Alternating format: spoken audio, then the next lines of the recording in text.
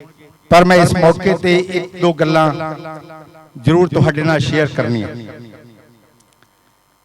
क्योंकि Christmas celebrate करन दा मतलब कोई बाहरी नहीं आ। इहदा मतलब जिहड़ा आ इंसान दी इनसाइड लाइफ दे नाल जुड़िया और ये काफ़ी लंबा समा इहदे ते बोलिया जा सकदा, लेकिन वी हैव नो टाइम। मैं सिर्फ ब्रीफ करना चाहना। Why we are celebrating the Christmas, असी क्यों सैलीब्रेट जिहड़ा कर रहे हैं। मैनू किसी ने पूछा क्यों कर रहे हैं, मैं कहा जी कि क्रिसमस असी इस करके सैलीब्रेट कर रहे हैं क्योंकि प्रभु यीशु मसीह दी दूजी आमद की तैयारी कर रहे हैं, इस करके सैलीब्रेट कर रहे हैं।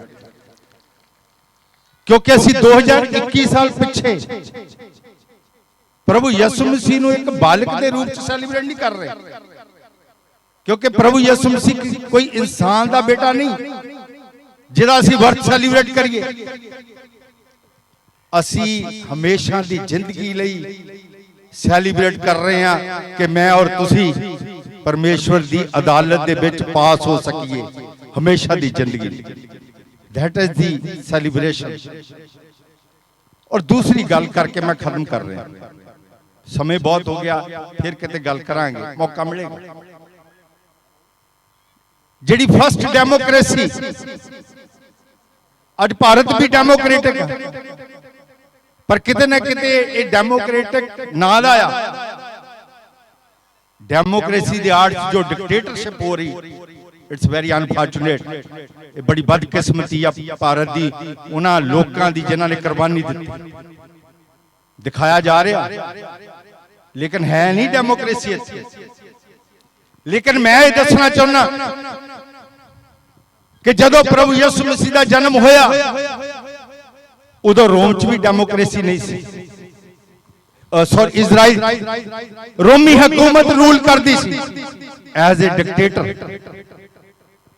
जो रोमन हुकूमत गल करती सी, फैसले होंदे।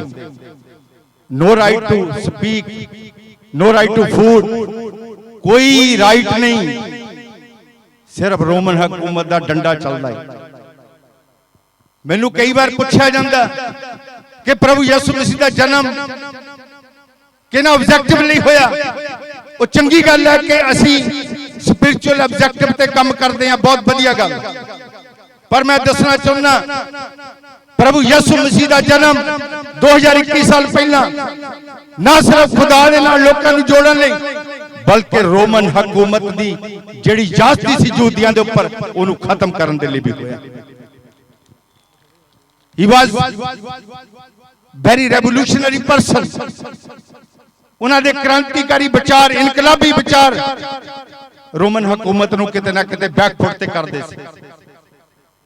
आज जरूरत है उहदी उन्हां थॉट्स नूं क्रिश्चियनिटी विच डिलीवर करन दी, तां ही एक अच्छी डेमोक्रेसी दा आपां इंजॉय कर सकदे। और जे प्रभु यीशु मसीह इन्हां दोनों ऑब्जेक्टिव्स दे उपर काम ना करदे, मैं तुहानूं विश्वास ना कह सकदा इजराइल दे विच एक बेस्ट डेमोक्रेसी नहीं सी होनी। अज दुनिया दा सब तो बेस्ट डेमोक्रेटिक कंट्री इजराइल, सब तो बेस्ट। और की ये डेमोक्रेसी भारत है? की हो रहा? कास्टिज्म ते रिलीजन बेस ते की हो रहा? हिंदुत्वी ताकतां जय श्री राम, जय भारत, फर्जी राष्ट्रवाद। प्राइम मिनिस्टर नजर नहीं आ रहा, राष्ट्रपति नजर नहीं आ रहा, बड़े दुख की गल। मैं एक इतिहासिक दिन ते बोल रहा, भारत सैकुलर स्टेट आ, इत्थे संविधान आ, बाबा साहब डॉक्टर अंबेडकर जी ने संविधान लिखिया। इसे करके मैं 26 जनवरी 1950 मानता, क्योंकि बाबा साहब ने संविधान लिखिया। और अब संविधान किसी ना कोई पिन पेद नहीं, नो डिस्क्रिमिनेशन, हर एक नूं बराबर दे अधिकार। क्रिश्चियन नूं भी अधिकार, आर्टिकल 1925 पढ़िया करो। और मैं बाबा साहब नूं हमेशा याद करदा, क्योंकि जे बाबा साहब ना होंदे, संविधान ना हुंदा, जे संविधान ना हुंदा ते भारत कदी सैकुलर ना हुंदा। बेशक इहनूं बदलण दी कोशिश हो रही, पर बाबा साहब के संविधान नूं बदलिया नहीं जा सकता। ये तो बाबा साहब की फोटो नोटां ते भी आएगी, एक दिन नोट कर लो, ही इज भारत रत्न आएगी। लेकिन सानू भी बाबा साहब याद करना चाहिए। मैं 15 अगस्त को नहीं मनाउंदा, मैं बड़ी ओपनली कह रहा। कई बार क्रिश्चियन कम्यूनिटी बड़ी सैलीब्रेट करती, कादी सैलीब्रेशन? असी तो हाले तक भी गुलाम हाँ। 15 अगस्त कादा आजाद? और आजादी देशों को वंड के नहीं होनी चाहिए। 15 लाख लोग मर गए आजादी वेले, पंजाब ही वंडिया गया। 26 जनवरी 1950 सैलीब्रेट करो, जिस दिन संविधान लिखा गया और जिस दिन संविधान लागू हो गया, क्रिश्चियन कम्यूनिटी इस देश च अपना मान सम्मान प्राप्त कर लेगी। जिस दिन तुसी 26 जनवरी 1950 समझ गए। सो वेरी सॉरी कि मैं थोड़ा टाइम ज्यादा लिया, पर मैं इत्थे स्टॉप करदा क्योंकि जब मैं ज्यादा बोल गया इकट्ठा करना मुश्किल हो जाएगा। सो बिशप साहब मैं तुहाडा धन्नवाद करदा, तुसी बिग सैलीब्रेशन प्रोग्राम ऑर्गेनाइज किया और तुहाडा बेटा तो इन्ना इंजॉय कर रहा सी।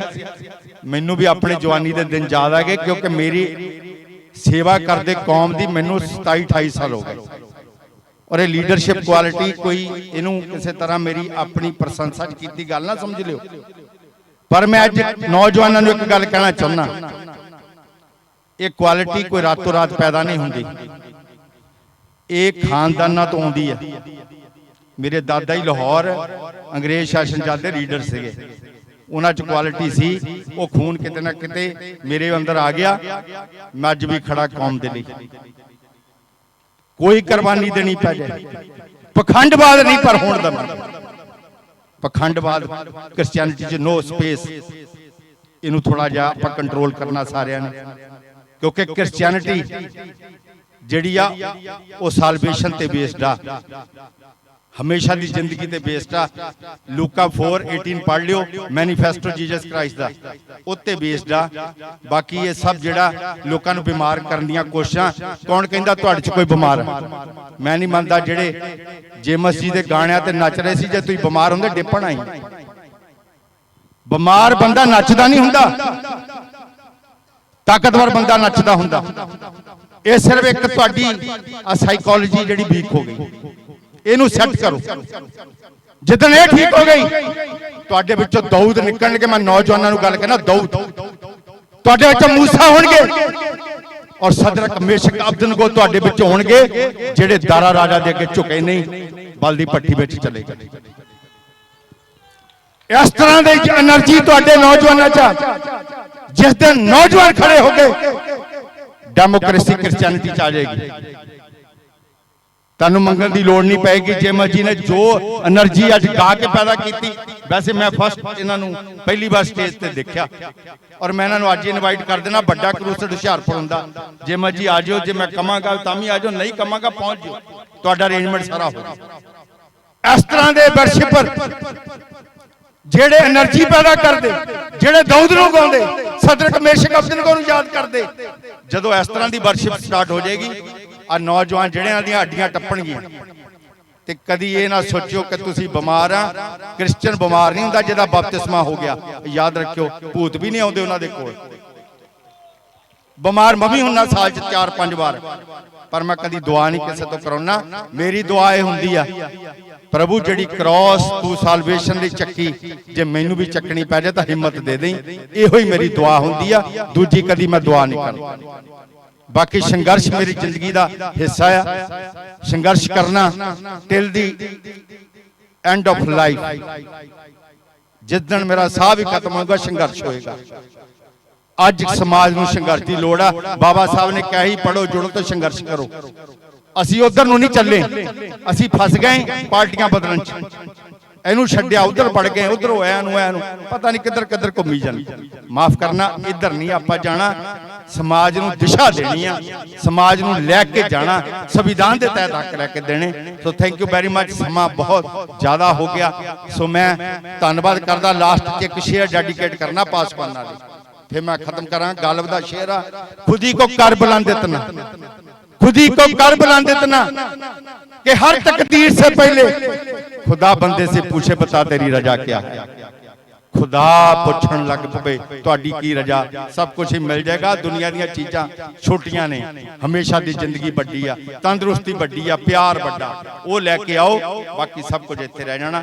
Thank you very much bishop साहब।